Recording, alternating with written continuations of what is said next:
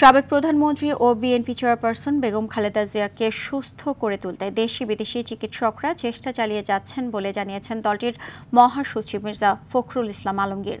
গুলশানে দলের চেয়ারপারসনের রাজনৈতিক কার্যালয়ে সংবাদ সম্মেলনে একথা বলেন তিনি।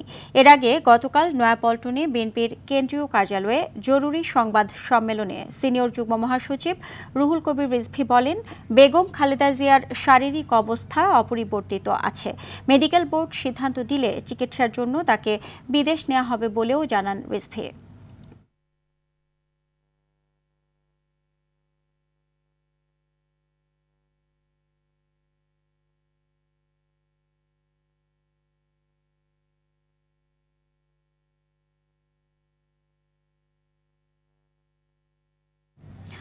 দর্শক, বেগম খালেদা জিয়ার শারীরিক অবস্থার সর্বশেষ তথ্য জানাতে রাজধানীর এভার কেয়ার হাসপাতাল থেকে যুক্ত হচ্ছেন শামীম চৌধুরী। শামীম, বেগম খালেদা জিয়ার অবস্থা সম্পর্কে নতুন কোনো তথ্য আছে কিনা আপনার কাছে, এবং হাসপাতালের সামনে নেতা কর্মীদের ভিড় কেমন দেখতে পাচ্ছেন আমাদেরকে জানাবেন।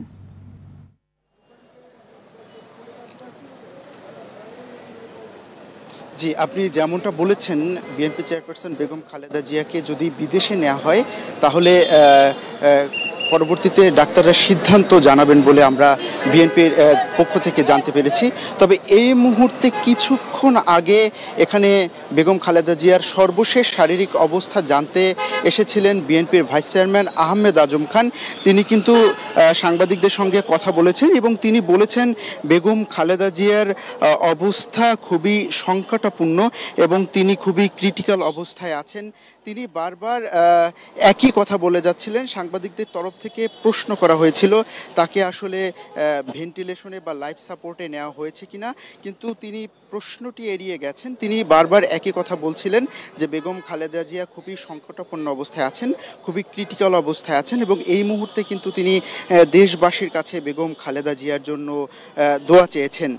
তিনি বলেছেন যে বেগম খালেদা জিয়ার জন্য বিএনপির নেতাকর্মী সহ যারা দেশবাসী রয়েছেন তারা বেগম খালেদা জিয়ার জন্য দোয়া করবেন, যাতে তিনি এই সংকট থেকে উত্তরণ ঘটে তার, এবং সে যাতে খুব দ্রুত সুস্থ হয়ে উঠতে পারেন, এমনটাই কিন্তু আহমেদ আজম খান আমাদেরকে জানিয়েছেন। তিনি জানিয়েছেন যে বেগম খালেদা জিয়াকে সার্বক্ষণিকভাবে এখানে কর্তব্যরত যারা চিকিৎসক রয়েছেন তারা কিন্তু নিরবচ্ছিন্নভাবে তার দিকে লক্ষ্য রাখছেন এবং তার সেবা দিয়ে যাচ্ছেন, তার খেয়াল রাখছেন এবং বেগম খালেদা জিয়ার যাতে কোনো কিছু না ঘটে, অস্বাভাবিক কোনো কিছু, সেই দিকে কিন্তু তারা লক্ষ্য রেখে যাচ্ছেন। তারা প্রচুর পরিশ্রম করছেন।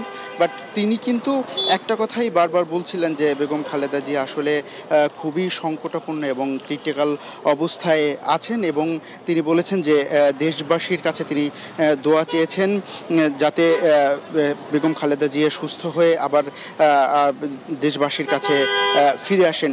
তবে আনুষ্ঠানিকভাবে কিন্তু বিএনপির চেয়ারপারসন বেগম খালেদা জিয়ার ব্যক্তিগত চিকিৎসক